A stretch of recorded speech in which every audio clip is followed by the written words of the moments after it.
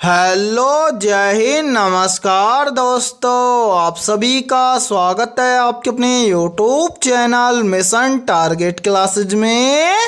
आज के इस क्लास में हम आरआरबी एनटीपीसी सीबीटी 1 एग्जाम 2025 के लिए बहुत ही इम्पोर्टेंट क्वेश्चन पेपर लेकर आए हैं।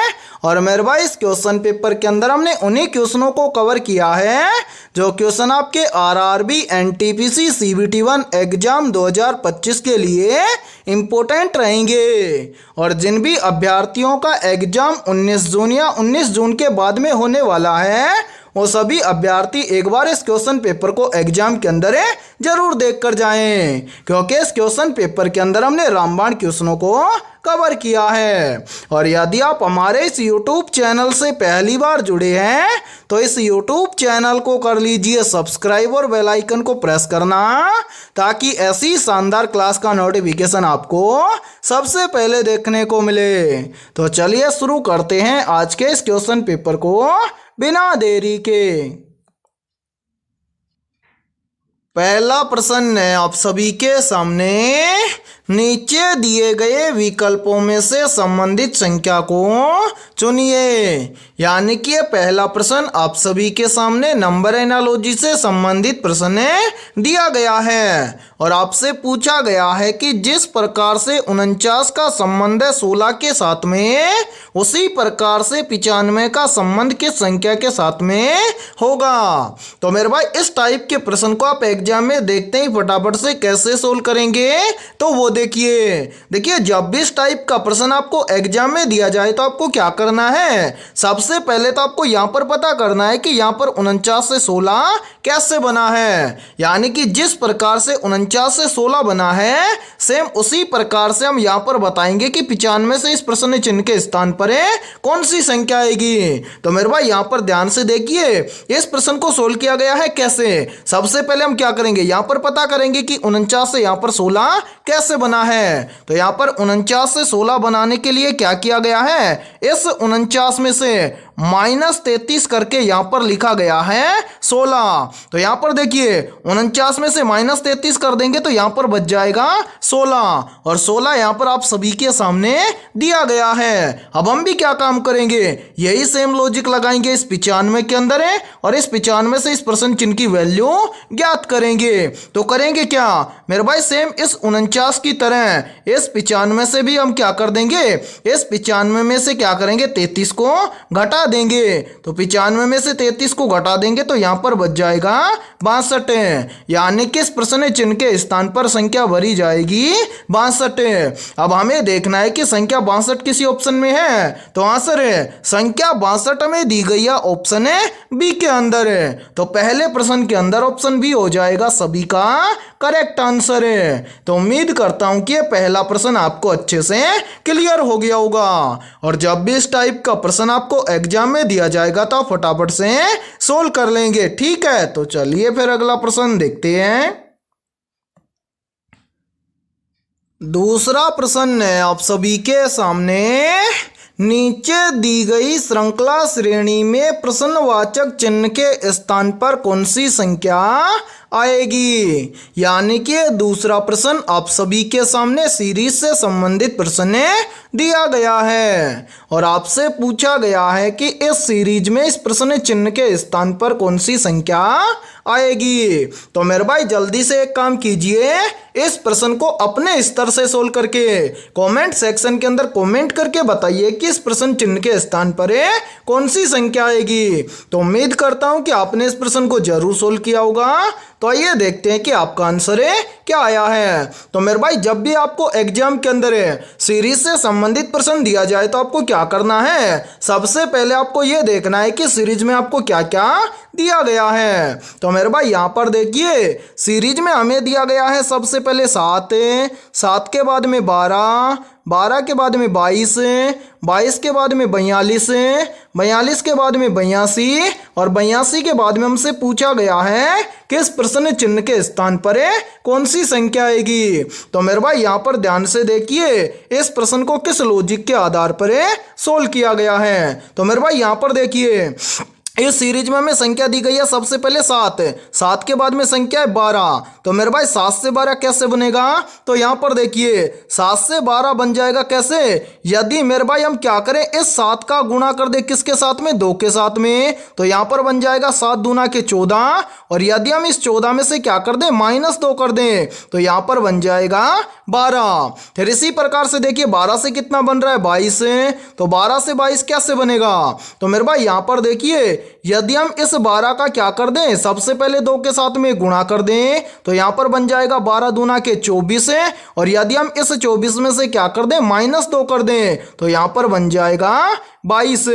फिर देखिए 22 से कितना बन रहा है? 42। तो 22 से 42 कैसे बनेगा? तो यहाँ पर भी देखिए यदि हम इस 22 का क्या कर दें, सबसे पहले 2 के साथ में गुणा कर दें, तो यहाँ पर बन जाएगा 22 दूना के 44, और इस 44 में से यदि हम -2 कर दें, तो यहाँ पर बचेगा 42। अब इसी प्रकार से आगे देखिए 42 से आगे दिया गया है 82। तो मेरे भाई 42 से 82 कैसे बनेगा? तो यहां पर भी देखिए यदि हम इस 42 का क्या कर दें, 2 के साथ में गुणा कर दें, तो यहां पर देखिए 42 दूना हो जाएगा कितना? 84, और यदि इस 84 में से -2 कर देंगे, तो यहां पर बच जाएगा 82। अब मेरे भाई इसी प्रकार से देखिए हमें ज्ञात करना है कि 82 के बाद में इस प्रश्न चिन्ह के स्थान पर कौन सी संख्या आएगी। तो मेरे भाई 82 से इस प्रश्न चिन्ह की वैल्यू ज्ञात करने के लिए हम क्या करेंगे, सबसे पहले तो इस 82 का हम क्या कर देंगे, 2 के साथ में गुणा कर देंगे। तो यहां पर देखिए यदि हम 82 का 2 के साथ में गुणा कर देंगे, तो यहां पर बन जाएगा 164, और सभी के अंदर -2 किया गया है, तो इस 164 में से हम क्या कर देंगे, -2 कर देंगे। तो 164 में से -2 करेंगे, तो यहां पर बच जाएगा 162, यानी कि प्रश्न चिन्ह के स्थान पर संख्या आएगी 162। और ध्यान से देखिए 162 में दिया गया है ऑप्शन बी के अंदर, तो दूसरे प्रश्न के अंदर ऑप्शन बी हो जाएगा सभी का करेक्ट आंसर है। तो उम्मीद करता हूं कि दूसरा प्रश्न आपको अच्छे से क्लियर हो गया होगा, और जब भी इस टाइप का प्रश्न आपको एग्जाम में दिया जाएगा तो आप फटाफट से सोल्व कर लेंगे, ठीक है। तो चलिए फिर अगला प्रश्न देखते हैं। तीसरा प्रश्न है आप सभी के सामने, नीचे दिए गए विकल्पों में से संबंधित संख्या ज्ञात कीजिए। यानी कि हमसे यहाँ पर पूछा गया है कि जिस प्रकार से 24 का संबंध है 60 के साथ में, तो उसी प्रकार से 120 का संबंध किस संख्या के साथ में होगा। तो मेरे भाई यहाँ पर ध्यान से देखिए इस प्रश्न को किस लॉजिक के आधार पर सोल्व किया गया है। सबसे पहले हमें क्या करना है, यहाँ पर पता करना है कि 24 से यहाँ पर 60 कैसे बना है। तो मेरे भाई यहाँ पर 24 से 60 बनाने के लिए क्या किया गया है, सबसे पहले तो इस 24 को क्या किया गया है, 2 से भाग किया गया है। तो यहां पर देखिए 24 को यदि 2 से भाग कर देंगे तो यहां पर बनेगा कितना, 12।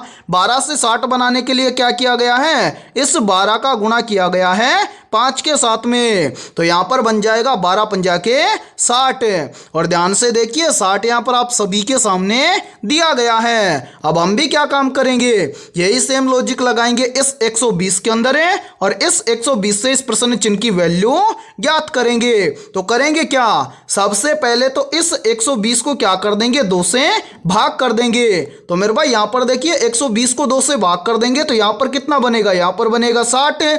अब हम क्या करेंगे, जिस प्रकार से इस 12 का 5 के साथ में गुणा करके 60 लिखा गया है, सेम उसी प्रकार से हम क्या करेंगे, इस 60 को भी 5 के साथ में गुणा कर देंगे। तो यहां पर बन जाएगा कितना, यहां पर बन जाएगा 60 पंजा के 300, यानी कि मेरे भाई यहां पर इस प्रश्न चिन्ह के स्थान पर संख्या भरी जाएगी 300। अब हमें देखना है कि संख्या 300 किसी ऑप्शन में है, तो आंसर है संख्या 300 में दी गई है ऑप्शन है सी के अंदर है। तो तीसरे प्रश्न के अंदर ऑप्शन सी हो जाएगा सभी का करेक्ट आंसर है। तो उम्मीद करता हूं कि जब भी इस टाइप का प्रश्न आपको एग्जाम में दिया जाएगा तो आप देखते ही फटाफट से सोल्व कर दोगे।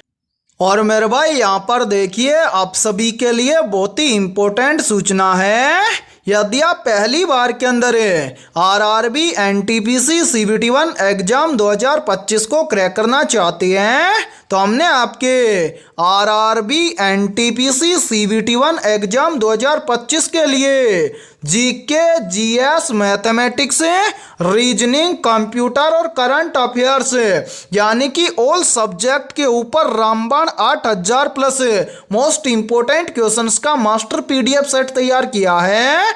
और जो भी अभ्यर्थी ये मास्टर पीडीएफ सेट लेना चाहता है वो हमारे इस व्हाट्सएप नंबर पर कांटेक्ट करके ले सकता है। और इस मास्टर पीडीएफ सेट की प्राइस हमने रखी है मात्र और मात्र 51 रुपए, यानी कि 51 रुपए की फीस के अंदर आपको ये मास्टर पीडीएफ सेट दिया जाएगा। और मेरे भाई इस मास्टर पीडीएफ सेट के अंदर आपको लगभग 5000 प्लस वन लाइनर क्वेश्चन आपको मिलेंगे जीके जीएस कंप्यूटर और करंट अफेयर्स के। और मेरे भाई आपको लगभग 3000 प्लस मोस्ट इंपोर्टेंट और फुल सॉल्यूशन के साथ में आपको मैथमेटिक्स और रीजनिंग के क्वेश्चन मिलने वाले हैं। इस तरह से आपको लगभग 8000 क्वेश्चनों का मास्टर पीडीएफ सेट दिया जाएगा। और जो भी अभ्यर्थी लेना चाहता है वो एग्जाम से पहले इस व्हाट्सएप नंबर पर कांटेक्ट करके ले सकता है। और मेरे भाई एग्जाम के अंदर ये सभी क्वेश्चन आपके लिए रामबाण साबित होने वाले हैं। ठीक है, तो चलिए फिर अगला प्रश्न देखते हैं। चौथा प्रश्न है आप सभी के सामने। यदि ए का आश्चर्य गुणा से है, बी का आश्चर्य भाग से है, सी का आश्चर्य जोड़ यानी कि प्लस से है और डी का आश्चर्य माइनस यानी कि घटाव से है, तो नीचे दी गई समीकरण का मान ज्ञात करें। यानी कि चौथा प्रश्न आप सभी के सामने गणितीय संक्रियाओं से संबंधित प्रश्न दिया गया है और आपसे पूछा गया है कि यदि हम इस समीकरण को इस प्रश्न के अकॉर्डिंग सोल्व करेंगे तो इस समीकरण का मान क्या होगा। तो मेरे भाई इस टाइप के प्रश्न को आप एग्जाम में देखते हैं, फटाफट से कैसे सोल्व करेंगे तो वो देखिए सबसे पहले प्रश्न को ध्यानपूर्वक पढ़िए कि प्रश्न में आपको क्या बोला गया है। तो यहाँ पर देखिए प्रश्न में हमें बोला गया है कि ए का आश्चर्य गुणा से, यानी कि हमें इस समीकरण के अंदर ए के स्थान पर क्या करना है, गुणा करना है। फिर देखिए आगे बोला गया है कि बी का आश्चर्य भाग से, तो हम बी के स्थान पर क्या कर देंगे मेरे भाई, भाग कर देंगे। फिर देखिए आगे बोला गया है कि सी का आश्चर्य जोड़ से, तो सी के स्थान पर हम क्या कर देंगे, जोड़ कर देंगे। और डी का आश्चर्य क्या है, माइनस यानी कि घटाव से है, तो डी के स्थान पर हम क्या कर देंगे, माइनस कर देंगे। अब यहां पर देखिए बनेगा क्या, नया समीकरण बनाएंगे। यहां पर देखिए सबसे पहले 16, फिर है ए का अर्थ है गुणा तो कर देंगे गुणा, फिर है 6, उसके बाद में सी का अर्थ है प्लस तो कर देंगे प्लस, उसके बाद में क्या है 24 के बाद में बी का अर्थ है भाग, ठीक है। उसके बाद में 6 यहां पर लिखेंगे 6, फिर है डी का अर्थ है माइनस और यहां पर लास्ट में क्या है 25, तो यहां पर लिख देंगे 25। ये बन गया नया समीकरण। अब इस समीकरण को हम क्या करेंगे, सोल्व करेंगे। तो यहां पर देखिए सबसे पहले हम क्या करेंगे, समीकरण के अंदर भाग को सोल्व करेंगे, यानी कि हम 6 का भाग देंगे 24 में। तो यहां पर ध्यान से देखिए ये चला जाएगा 6 चौका 24 मेरे भाई। फर्स्ट में क्या बच रहा है, यहां पर बच रहा है 16 गुना में 6, फिर क्या बच रहा है प्लस, ठीक है। और यहां पर क्या बच रहा है माइनस का 25, तो यहां पर हम लिख देंगे -25। अब भाग करने के बाद में हम क्या करेंगे मेरे भाई, गुणा करेंगे। तो यहां पर देखिए भाग करने के बाद में गुणा करेंगे, यानी कि 16 और 6 का आपस में गुणा कर देंगे। तो यहां पर बन जाएगा 16 छिके 96, ठीक है। फिर क्या है प्लस का 4, तो यहां पर हम लिख देंगे प्लस का 4, और लास्ट में क्या है -25, तो यहां पर हम लिख देंगे -25। यानी कि अब क्या करेंगे, प्लस प्लस को जोड़ देंगे और जो माइनस का उसको घटा देंगे। तो यहां पर देखिए 96 और 4 मिलकर बन जाएगा कितना, 100, और 100 में से यदि हम क्या कर देंगे -25 कर देंगे तो यहां पर कितना बचेगा मेरे भाई, 100 में से 25 को निकाल देंगे तो यहां पर बचेगा 75। यानी कि यदि हम इस समीकरण को इस प्रश्न के अकॉर्डिंग सोल्व करेंगे तो इसका मान आएगा 75। और मेरे भाई ध्यान से देखिए 75 में दिया गया है ऑप्शन ए के अंदर है, तो चौथे प्रश्न के अंदर ऑप्शन ए हो जाएगा सभी का करेक्ट आंसर है। तो उम्मीद करता हूं कि चौथा प्रश्न भी आपको अच्छे से क्लियर हो गया होगा। और जब भी इस टाइप का प्रश्न आपको एग्जाम में दिया जाएगा तो फटाफट से सोल्व कर लेंगे, ठीक है। तो चलिए फिर अगला प्रश्न देखते हैं। पांचवा प्रश्न है आप सभी के सामने। नीचे दिए गए प्रश्न में प्रश्न चिन्ह के स्थान पर आने वाली संबंधित संख्या को ज्ञात करें। यानी कि यहाँ पर आपसे पूछा गया है कि इस प्रश्न चिन्ह के स्थान पर कौन सी संख्या आएगी। तो मेरे भाई इस टाइप के प्रश्न को आप एग्जाम में देखते ही मात्र 2 से 3 सेकंड में फटाफट से कैसे सोल्व करेंगे, तो वो देखिए जब भी इस टाइप का प्रश्न आपको एग्जाम में दिया जाए तो आपको क्या करना है, सबसे पहले तो आपको यहाँ पर पता करना है कि यहाँ पर ACE को यहाँ पर 135 कैसे लिखा गया है। यानी कि जिस प्रकार से ACE को यहाँ पर 135 लिखा गया है, सेम उसी प्रकार से हम यहाँ पर बताएंगे कि DFG को इस प्रश्न चिन्ह के स्थान पर क्या लिखा जाएगा, या फिर DFG से इस प्रश्न चिन्ह के स्थान पर कौन सी संख्या आएगी। तो सोल्व कैसे करेंगे, तो वो देखिए इस टाइप के प्रश्न को आप तभी एग्जाम में सोल्व कर पाओगे जब आपको कंप्लीट अल्फाबेट लेटर नंबरिंग के साथ में याद होंगे। तो अब उम्मीद करता हूं कि आपको कंप्लीट अल्फाबेट लेटर नंबरिंग के साथ में जरूर याद होंगे। यदि याद नहीं है तो उनको याद जरूर कर लेना, क्योंकि वो रीजनिंग के प्रश्नों को सोल्व करने के लिए बहुत ही इंपॉर्टेंट होते हैं। तो मेरे भाई यहां पर देखिए, सबसे पहले एक बार इन सभी को यहां से हटा देते हैं, फिर यहां पर इसको सोल्व करेंगे। यहां पर देखिए मेरे भाई, यहां पर ACE से यहां पर 135 लिखा गया है कैसे, तो देखिए A का नंबर कितना होता है, तो A का नंबर होता है 1, और यहां पर ध्यान से देखिए लिखा गया है 1। फिर देखिए A के बाद में है C का नंबर होता है 3, और यहां पर लिखा गया है 3। फिर देखिए C के बाद में है E आता है 5 नंबर पर, यहां पर लिखा गया है 5।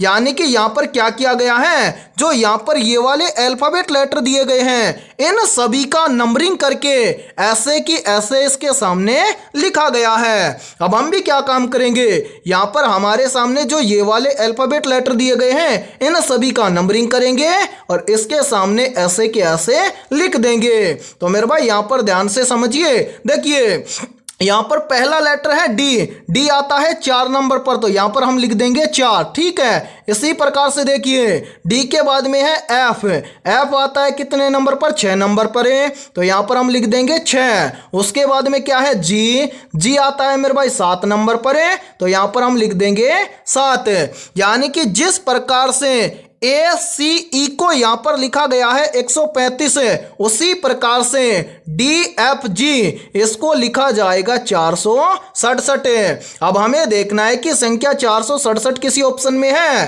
तो हाँ सर संख्या 467 हमें दी गई है ऑप्शन ए के अंदर है, तो 5वें प्रश्न के अंदर ऑप्शन ए हो जाएगा सभी का करेक्ट आंसर है। तो उम्मीद करता हूं कि 5वां प्रश्न भी आपको अच्छे से क्लियर हो गया होगा, और जब भी इस टाइप का प्रश्न आपको एग्जाम में दिया जाएगा तो फटाफट से सोल्व कर लेंगे, ठीक है। तो चलिए फिर अगला प्रश्न देखते हैं। छठा प्रश्न है आप सभी के सामने, निम्न में से कंचनजंगा पर्वत किस राज्य में स्थित है।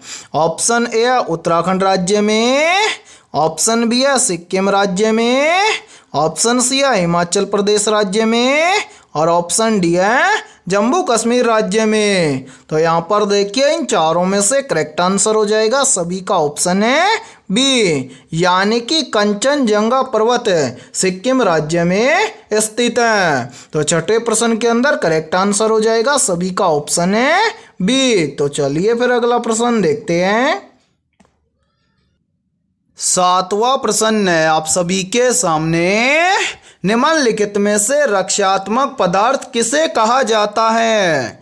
ऑप्शन ए है विटामिन को, ऑप्शन बी है प्रोटीन को, ऑप्शन सी है कार्बोहाइड्रेट को, और ऑप्शन डी है वसा को। तो यहाँ पर देखिए इन चारों में से करेक्ट आंसर हो जाएगा सभी का ऑप्शन है ए, यानी कि रक्षात्मक पदार्थ कहा जाता है विटामिन को। तो 7वें प्रश्न के अंदर करेक्ट आंसर हो जाएगा सभी का ऑप्शन है ए। तो चलिए फिर अगला प्रश्न देखते हैं। 8वां प्रश्न है आप सभी के सामने, एक अंतरिक्ष यात्री को अंतरिक्ष में आकाश कैसा दिखाई देता है। तो यहाँ पर देखिए इन चारों में से करेक्ट आंसर हो जाएगा सभी का ऑप्शन है डी, यानी कि एक अंतरिक्ष यात्री को अंतरिक्ष में आकाश काला दिखाई देता है। तो 8वें प्रश्न के अंदर करेक्ट आंसर हो जाएगा सभी का ऑप्शन है डी। तो चलिए फिर अगला प्रश्न देखते हैं। 9वां प्रश्न है आप सभी के सामने, चुंबकीय फ्लक्स की एसआई इकाई क्या है? ऑप्शन ए है फैराडे, ऑप्शन बी है हेनरी, ऑप्शन सी है पास्कल और ऑप्शन डी है वेबर। तो जल्दी से बताइए इन चारों में से करेक्ट आंसर क्या होगा। आपसे पूछा गया है कि चुंबकीय फ्लक्स की एसआई इकाई क्या है। तो यहाँ पर देखिए इन चारों में से करेक्ट आंसर हो जाएगा सभी का ऑप्शन है डी, यानी कि चुंबकीय फ्लक्स की एसआई इकाई होती है वेबर। तो 9वें प्रश्न के अंदर करेक्ट आंसर हो जाएगा सभी का ऑप्शन है डी। और मेरे भाई इस क्लास के अंदर आपको एंड तक बने रहना है, क्योंकि इस क्लास के अंदर हमने बहुत ही इंपॉर्टेंट क्वेश्चनों को कवर किया है और ये सभी क्वेश्चन आपके एग्जाम के लिए भी इंपॉर्टेंट रहेंगे। ठीक है, तो चलिए फिर अगला प्रश्न देखते हैं।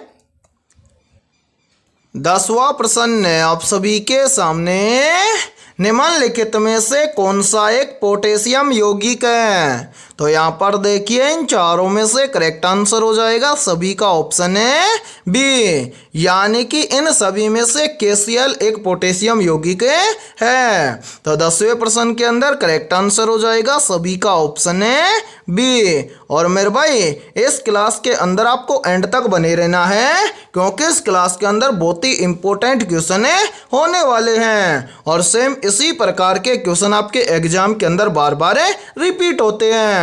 और यहाँ पर देखिए यदि ये क्लास आपको पसंद आ रही है तो जल्दी से एक बार इस क्लास को लाइक कर दीजिए, और यदि आप इस चैनल से पहली बार जुड़े हैं तो इस चैनल को कर लीजिए सब्सक्राइब और बेल आइकन को प्रेस करना, ताकि ऐसी शानदार क्लास का नोटिफिकेशन आपको सबसे पहले देखने को मिले। ठीक है, तो चलिए फिर अगला प्रश्न देखते हैं। 11वां प्रश्न है आप सभी के सामने, भारतीय मौसम विज्ञान विभाग की स्थापना कब हुई थी? ऑप्शन ए वर्ष 1875 में, ऑप्शन बी है वर्ष 1873 में, ऑप्शन सी है वर्ष 1922 में और ऑप्शन डी है वर्ष 1946 में। तो यहाँ पर देखिए इन चारों में से करेक्ट आंसर हो जाएगा सभी का ऑप्शन है ए, यानी कि भारतीय मौसम विज्ञान विभाग की स्थापना हुई थी वर्ष 1875 में। तो 11वें प्रश्न के अंदर करेक्ट आंसर हो जाएगा सभी का ऑप्शन है ए। और मेरे भाई यदि आपको किसी भी क्वेश्चन का आंसर पहले से आता हो तो उस क्वेश्चन का आंसर आप कमेंट सेक्शन के अंदर जरूर कमेंट करें। ठीक है, तो चलिए फिर अगला प्रश्न देखते हैं। 12वां प्रश्न है आप सभी के सामने, मूल कर्तव्य के बारे में किस अनुच्छेद में बताया गया है? ऑप्शन ए अनुच्छेद 48A में, ऑप्शन बी है अनुच्छेद 52 में, ऑप्शन सी है अनुच्छेद 53 में और ऑप्शन डी है अनुच्छेद 51A में। तो यहाँ पर देखिए इन चारों में से करेक्ट आंसर हो जाएगा सभी का ऑप्शन है डी, यानी कि मूल कर्तव्य के बारे में भारतीय संविधान के अनुच्छेद 51A में बताया गया है। तो 12वें प्रश्न के अंदर करेक्ट आंसर हो जाएगा सभी का ऑप्शन है डी। तो चलिए फिर अगला प्रश्न देखते हैं। 13वां प्रश्न है आप सभी के सामने, मनुष्य के शरीर में हृदय को एक बार धड़कने के लिए कितना समय लगता है? ऑप्शन ए है 1 सेकेंड, ऑप्शन बी है 1 मिनट, ऑप्शन सी है 1.5 सेकेंड और ऑप्शन डी है 0.8 सेकेंड। तो यहाँ पर देखिए इन चारों में से करेक्ट आंसर हो जाएगा सभी का ऑप्शन है डी, यानी कि मनुष्य के हृदय को एक बार धड़कने में लगभग 0.8 सेकेंड का समय लगता है। तो 13वें प्रश्न के अंदर करेक्ट आंसर हो जाएगा सभी का ऑप्शन है डी। तो चलिए फिर अगला प्रश्न देखते हैं। 14वां प्रश्न है आप सभी के सामने, पदार्थ का परमाणु सिद्धांत किस वैज्ञानिक ने दिया था? ऑप्शन ए वैज्ञानिक मैक्सवेल ने, ऑप्शन बी है वैज्ञानिक पास्कल ने, ऑप्शन सी है वैज्ञानिक जॉन डाल्टन ने और ऑप्शन डी है वैज्ञानिक न्यूटन ने। तो यहाँ पर देखिए इन चारों में से करेक्ट आंसर हो जाएगा सभी का ऑप्शन है सी, यानी कि पदार्थ का परमाणु सिद्धांत दिया था वैज्ञानिक जॉन डाल्टन ने। तो 14वें प्रश्न के अंदर करेक्ट आंसर हो जाएगा सभी का ऑप्शन है सी। तो चलिए फिर अगला प्रश्न देखते हैं।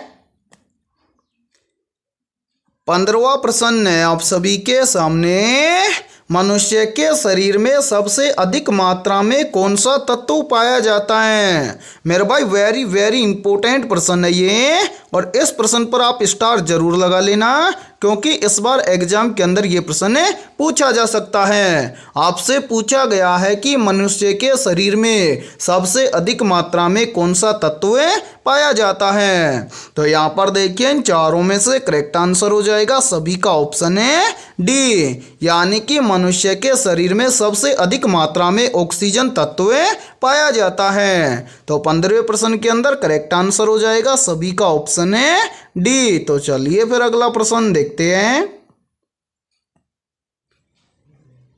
16वां प्रश्न है आप सभी के सामने, निम्न में से डीडीटी की खोज किसने की थी। तो यहाँ पर देखिए इन चारों में से करेक्ट आंसर हो जाएगा सभी का ऑप्शन है सी, यानी कि डीडीटी की खोज की थी डॉक्टर पॉल मूलर ने।